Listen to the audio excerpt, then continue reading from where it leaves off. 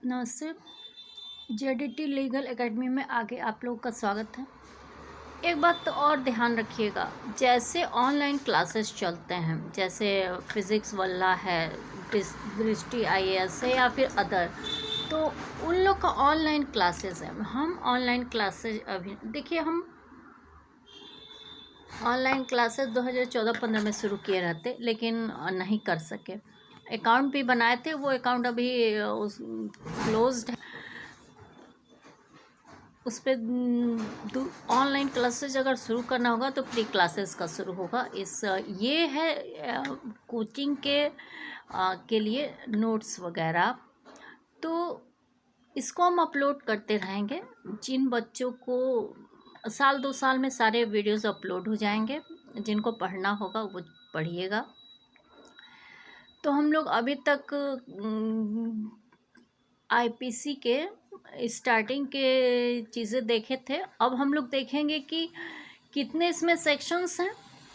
IPC में total sections हैं Indian penal code में 511 जो रिपील हुआ है, लेकिन 358 जो सेविंग्स उसका भारतीय दंड संहिता बीएनएस जो भारतीय न्याय संहिता हुआ है आप लोगों का 25 दिसंबर 2023 से, उसमें सेविंग्स भी कुछ हैं, जिसके आधार पे आप लोग आईपीसी पढ़ लीजिए तो ज़्यादा अच्छा होगा। और तो बीएनएस में 358 सेक्शंस हैं, ये डिफरेंस है। हम लोग आईपीसी जो पढ़ते थे उसमें 511 सेक्शंस होते थे, और जो हम लोग भारतीय न्याय संहिता पढ़ेंगे उसमें 358 सेक्शंस हैं। और 358वां जो सेक्शन है वो रिपील एंड सेविंग्स के बारे में बोलता है, ठीक। तो जब ये रिपील और सेविंग्स के बारे में 358 उसके बाद पढ़ते हैं, देखिए इसके बाद जो हम वीडियो डालेंगे वो हम डालेंगे मेंसिरिया। एक मेंसिरिया क्राइम क्या होता है, क्राइम इसके पहले हम डिफाइन जो किए उसको और अच्छे से मेंसिरिया के थ्रू बता देंगे जितना ज़रूरी है। उसके बाद तो आप लोग समझकर बुक्स जो पढ़ेंगे, कोई भी चीज़ लेक्चर्स क्या होता है, लेक्चरर क्या करते हैं, चीज़ों को समझाते हैं, ठीक। और वो चीज़ समझ में आ जाए फिर बच्चा अपने बुक से अच्छे से स्टडी कर सकता है। तो इन चीज़ों को समझिए। बीएनएस का रिपील और सेविंग्स हम क्यों आईपीसी पढ़ा रहे हैं, क्योंकि रिपील एंड सेविंग्स बोलता है the Indian penal code is, जब भी आप लोग खरीदिए डाइग्लॉट खरीदिए बेयर एक्ट, ताकि आप लोग को अगर ज़रूरत हो तो इंग्लिश भी पढ़ सकें और उसका हिंदी अनुवाद भी कर सकें। डाइग्लॉट में क्या होता है, इंग्लिश में भी बेयर एक्ट होता है, उसका हिंदी अनुवाद भी होता है। और केवल इंग्लिश लेंगे तो उसमें केवल इंग्लिश का बेयर एक्ट पूरा प्रोसीजर होगा। तो हम बीएनएस अभी लेंगे, ऐसे हम कुछ साइट्स हैं उससे हम देख चुके हैं। तो Indian penal code is here bye repealed, first section 358 का फर्स्ट पॉइंट बोलता है the Indian penal code is here bye repealed, ठीक। पूरा नंबर 1 ये बता दिया। दूसरा इसका सबसेक्शन होता है withstanding the repeal of the code referred to in subsection 1, ठीक। it shall not affect,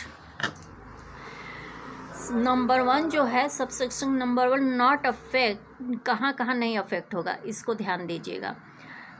A, the previous operation of the code, so repealed or anything duly done or suffered thereunder, or b any right, privilege, obligation or liability acquired, accrued or incurred under the code so repealed, or any penalty or punishment incurred in respect of any offences committed against the code so repealed।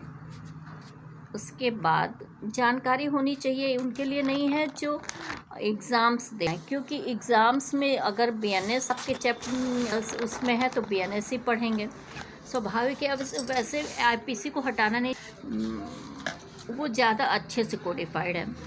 Any investigation और remedy in respect of any such penalty और punishment any proceeding, investigation or remedy in respect of any such penalty or punishment as aforesaid, and any such proceeding or remedy may be instituted, continued or enforced, and any such penalty may be imposed as if that code had not been repealed. उसके बाद तीसरा subsection बोलता है notwithstanding such repeal anything done or any action taken under the said code shall be deemed to have been done or taken under the corresponding provisions of this संहिता। फिर fourth subsection बोलता है the mention of particular matters in subsection 2 shall not be held to prejudice or affect the general application of section 6 of the General Clause Act 1897 with regard to the effect of the repeal। तो इतना जब ये बोला है तो आप लोगों को थोड़ा बहुत तो आईपीसी का नॉलेज होना ही चाहिए। तो आईपीसी का हम नोट्स देंगे और देखिए फिर क्या होता है आप लोग के सिलेबस में। एमपीएनएस आईपीसी रहने देता है कि वे अभी हम पता नहीं किए हैं क्योंकि हम बहुत टच में हैं नहीं अभी किसी भी कॉलेज से। अब जब पढ़ाना शुरू किए हैं तो कोशिश करेंगे सभी चीज़ें पता करने का। इसके बाद मैंसिरिया डालेंगे। मैंसिरिया जनरल ब्रिटिश मैटर है क्योंकि देखिए जहाँ टॉर्टियस लाइबिलिटी होता है, कोडिफाइड लॉ नहीं होता है, वहाँ मैंसिरिया प्रूफ करना पड़ता है।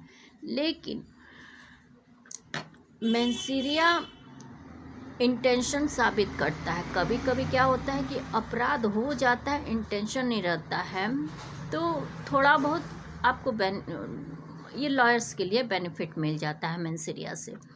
दूसरी बात, जहाँ कोडिफाइड लॉ है ही अपने आप की, क्राइम हुआ इस सेक्शन में है तो मैंसिरिया की उतनी ज़रूरत पड़ नहीं है, उनको पनिशमेंट मिलेगा ही मिलेगा। तो मैंसिरिया जब हम समझाएंगे तो मैंसिरिया का थोड़ा बहुत एक्सप्लेनेशन, उसका पूरा डेफिनेशन और आप लोग को केस लॉज के थ्रू, जो इम्पोर्टेंट केस लॉज हैं उसके थ्रू हम बता देंगे।